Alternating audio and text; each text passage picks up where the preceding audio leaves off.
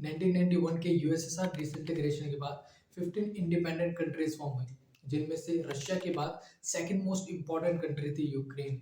Ukraine Soviet union के founding states में से एक था, जिसके फॉर्मलैंड्स ने 1920 से लेकर 1991 तक यूएसएसआर की इकोनॉमी में इमेंस कंट्रीब्यूशन किया। स्ट्रेटेजिक एंड इकोनॉमिक इंपॉर्टेंस के कारण रशिया 1991 के बाद से ही यूक्रेन को कैप्चर करना चाहता था, पर यूक्रेन ने इसको डिनाई कर दिया।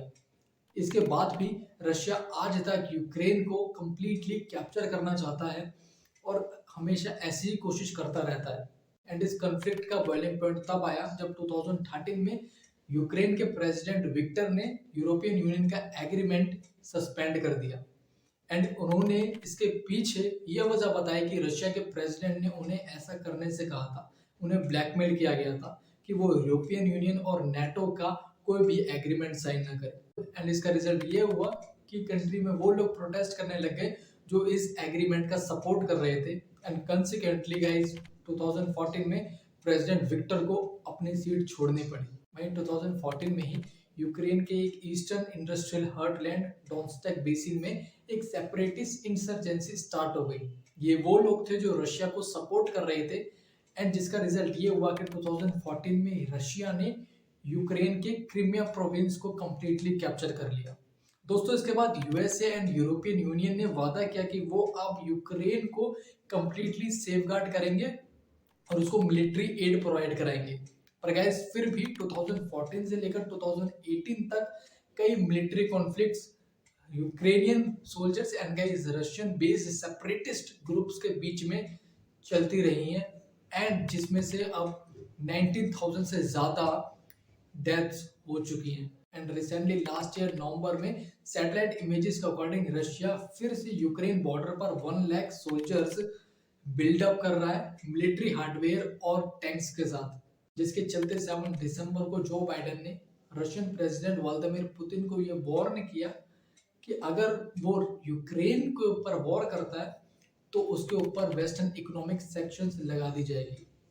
गाइस पर इसके बाद भी यानी कि कई डेलिब्रेशंस होने के बाद भी आज से 2 दिन पहले 24 फरवरी को अब रशिया ने यूक्रेन पर अटैक कर दिया है और कंटिन्यूसली करता जा रहा है।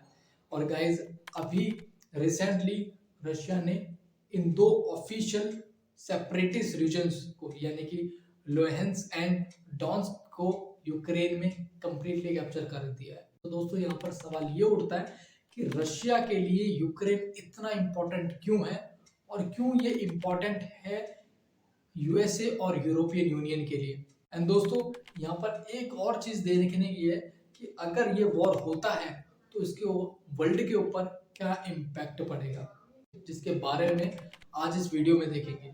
ऐसी research based and knowledgeable videos हम बनाते हैं। अगर आपको हमारा चैनल पसंद आए तो आप प्लीज सब्सक्राइब। रूस ने यूक्रेन की सीमा पर अपने 1 लाख से ज्यादा सैनिकों को तैनात कर रखा है। वहीं यूक्रेन पर रूस के खतरे को लेकर अमेरिका लगातार बोल रहा है। I'm going to take robust action to make sure the pain of our sanctions is targeted at the Russian economy, not ours. We're closely monitoring energy supplies for any disruption. दोस्तों Russia के लिए Ukraine के important होने के पीछे कई main reasons हैं। जैसे रशिया के अकॉर्डिंग यूक्रेन कभी रशिया से अलग था ही नहीं। दोनों ही country same linguistic and cultural ties 100 से ज़्यादा सालों से फॉलो कर रही हैं। इसके अलावा यूक्रेन सोवियत यूनियन की मोस्ट डेवलप्ड कंट्री थी रशिया के बाद। एंड आज Ukraine defence manufacturing factories and commercial factories का एक हब बन चुका है। दोस्तों रशिया के लिए यूक्रेन इसलिए भी इम्पोर्टेंट है क्योंकि वो उसे मेडिटेरियन सी एंड ब्लैक सी से कनेक्ट करवाता है, जो कि रशिया की ट्रेडिंग के लिए बहुत इंपॉर्टेंट है। पर दोस्तों यहाँ रशिया जो कि सोशलिस्ट आइडियोलॉजी को फॉलो करता है, वो ये नहीं चाहता कि Ukraine North Atlantic Treaty Organization यानी कि नेटो और यूरोपियन यूनियन के साथ कोई भी एग्रीमेंट साइन करे या उनको ज्वाइन करे, क्योंकि अगर वो ऐसा करता है तो रशिया के लिए एक सिक्योरिटी थ्रेट बन जाएगा और यूक्रेन में भी अब वेस्टर्न इन्फ्लुएंस आने लगेगा, जो कि रशिया बिल्कुल नहीं चाहता। दोस्तों इसलिए आज रशिया यूक्रेन के अगेंस्ट में वॉर कर रहा है और वहां पर सिविलियंस को मार रहा है। एंड गाइस यूक्रेन जो कि एक इंडिपेंडेंट स्टेट ही बना रहना चाहता है और और डेमोक्रेसी को फॉलो करना चाहता है। यूएसए एंड इवन इंडिया से भी हेल्प मांग रहा है, क्योंकि यूक्रेन एक बहुत छोटी कंट्री है रशिया के कंपैरिजन में। एंड गाइस, रशिया की टेक्नोलॉजिकल पावर भी बहुत ज़्यादा है। एंड दोस्तों, यहाँ पर मैं आपको बता दूं कि यूएसए के लिए भी यूक्रेन बहुत इंपॉर्टेंट है। यूएसए यूक्रेन को नेटो में ज्वाइन कराना चाहता है अदर सोशलिस्ट रिपब्लिक कंट्रीज की तरह, पर गाइस यूक्रेन ने अभी तक नेटो को ज्वाइन नहीं किया है। But guys on the other hand, the Sunday times के एक रिपोर्ट के अकॉर्डिंग 2014 से लेकर 19 तक यूएसए ने $2.5 बिलियन की मिलिट्री एड यूक्रेन को प्रोवाइड की है। Guys recently USA, European union, Canada and New Zealand ने रशिया के अगेंस्ट कई सेक्शंस पास किए हैं कि अगर वो यूक्रेन पर अटैक करता है या वॉर करता है तो यूएसए उस पर इकोनॉमिक सेक्शंस लगा देगा। रशिया के telecommunications, maritime technologies, lasers, sensors पर वाइड रिस्ट्रिक्शंस लगा देगा। एंड वहीं यूरोपियन यूनियन भी रशिया के एनर्जी एंड ट्रांसपोर्ट पर एंड रशियंस को ब्लैकलिस्ट करने को कहा है।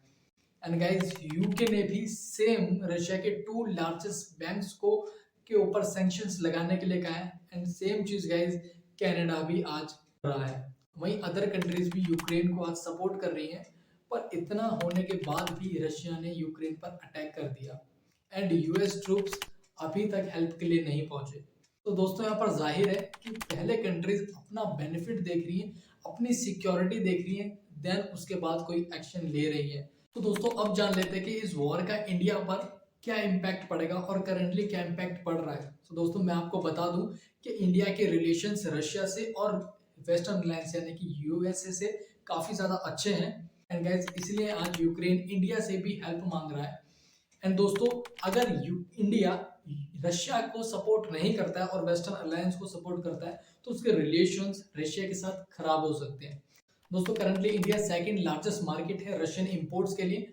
Annually approximately 68% of military hardware Russia से इंपोर्ट किया जाता है गाइज इंडिया में। वहीं गाइज दोस्तों, अगर हम देखें तो रशिया एक इंपॉर्टेंट रोल प्ले करता है इंडियन नेवी में सबमरीन प्रोग्राम्स में असिस्ट करने के लिए। वहीं दोनों ही कंट्रीज रशिया और इंडिया आज कई इंटरनेशनल ऑर्गेनाइजेशंस के मेंबर है, जैसे कि BRICS, United Nation Security Council, NSO and guys NSG. पर गाइज कोविड-19 से पहले ये रिलेशनशिप अफेक्ट होने लगी और रशिया के साथ चाइना की एक रिलेशनशिप काफी ज्यादा ग्रो होने लगी। दोस्तों, यहाँ देखने की बात यह है कि इंडिया और रशिया के बीच में हर साल अराउंड $10 बिलियन की ट्रेडिंग होती है।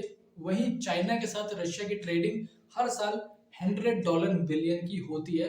और पाकिस्तान के भी साथ अब रशिया के जो रिलेशंस हैं वो काफी ज्यादा अच्छे होते जा रहे हैं। इसलिए गाइज इंडिया ने recently United Nation Security council के यूक्रेन रेजोल्यूशन में गाइज वोट नहीं किया किसी भी कंट्री के लिए, यानी कि ना उसने यूक्रेन के लिए ना रशिया के लिए वोट किया, क्योंकि गाइस आज वर्ल्ड में इस वॉर के इम्पैक्ट दिखाई देने स्टार्ट हो गए हैं।